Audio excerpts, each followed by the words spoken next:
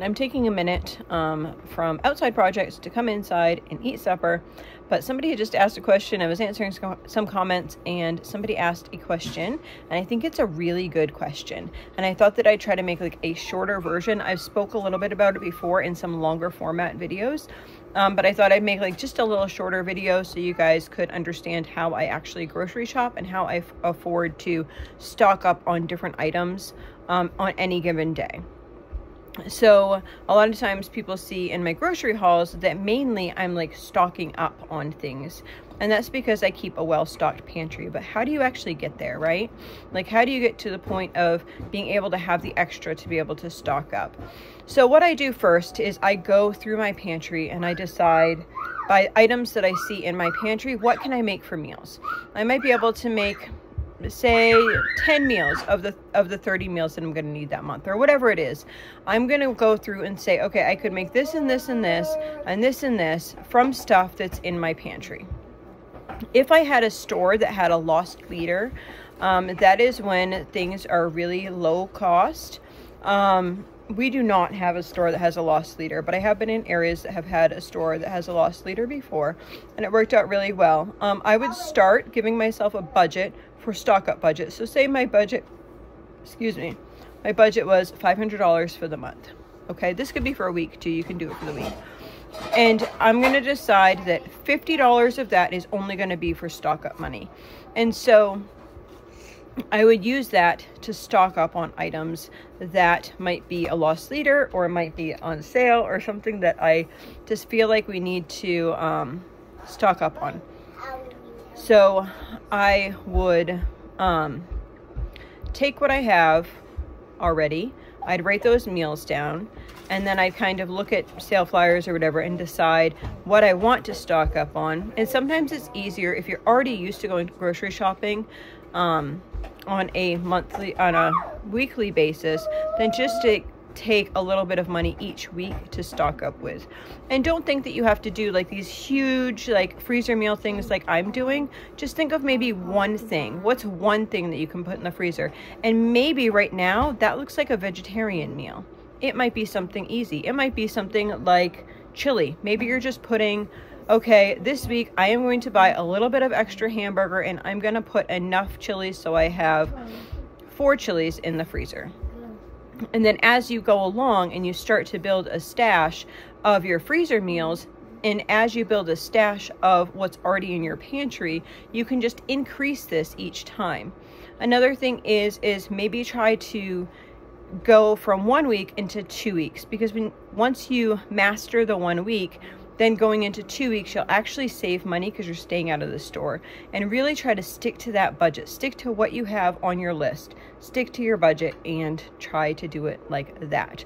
So at this point in my life, I pretty much have a lot of stuff already in my stockpile and my food storage. I honestly don't really even need to go to the grocery store. Like, I don't need to go to the grocery store. I do need to go to the grocery store because I need to keep it going, right? But there's no need. If I got sick for a month or something happened for a month and I could not get to the grocery store, besides fresh produce, I wouldn't need anything at the grocery store. I could make all my meals for 30 days at the grocery store. I could, a lot of times, make a bunch of freezer meals, just what's in my freezer right now. I was actually out there earlier and looking at freezers and that type of stuff to see what I had. And I had a bunch of stuff that I was like, hey, I could probably just make some freezer meals right up quick with that. And I might do that. Or I might add that to, I'm going to do some hamburger this month. Because that's another thing that I like to do now that I've been doing this for a while. I like to kind of do all my chicken together, all my hamburger together, just because it like streamlines better for me. And I still have all of those in my freezer, so it's not like I'm only eating chicken or only eating like beef or whatever it is, because we've rotated through. Last month we did chicken. I still have about half of those meals, if not more of those meals in my freezer. So if I do beef this month or pork this month, or do like whatever I do that month, I can just rotate through, and I always have stuff in my freezer just ready to pull out, which makes it super easy. And yeah, so that is how I grocery shop. I am just at a point that I don't have to do those things as much anymore because I keep a really well-stocked pantry. And that is the blessing of having a well-stocked pantry, ladies. it takes a little bit of time. It's buying a little bit more each time. It's about not letting yourself go empty in all your areas, not allowing your last ketchup to be used, not allowing your last, you know, salt to be used or whatever, but always buying ahead. So a lot of times in the beginning, when I didn't have as many children, I usually would just buy one for now, one for later, one for now, one for later. Now it's a whole lot more because I might need a lot more. But just in a basic household, it's buying one for now and one for later. And if you are going to take that other one, or if you're almost done with the one for now, then you need another one. And then I'd increase that to one for now, two for later. And that's when you can get to the one for now, two for later, that's where you're okay. Because when you start to, sorry, my daughter's, I have ranch dressing and pizza on my lap, and she's putting one of her favorite books, which is Are You My Mother, in my ranch dressing. Yeah. Go figure. Yeah, this is what I'm eating, in case everyone wants to see. Yeah, so once you get to the point where you can have one, say, in the fridge, and then two for later, then you are able to, if you run out of that one, there's still one in your pantry. You write that on the list, and you still have one in your pantry. You're pulling that other one forward, and then you write it on your list, and you buy not one, but two. So you're rotating it, and you're always having things in your food storage. And that is the way that, one, you can save yourself a ton of money, because a lot of times you're either buying it in bulk or you're buying it at its lowest price, right? Even if something's on rollback on sales, even if you find, say you find, like, you know, those yellow stickered meat or whatever like that, you're always buying it at a cheaper price than what you would just normally spend if you're only buying for that recipe.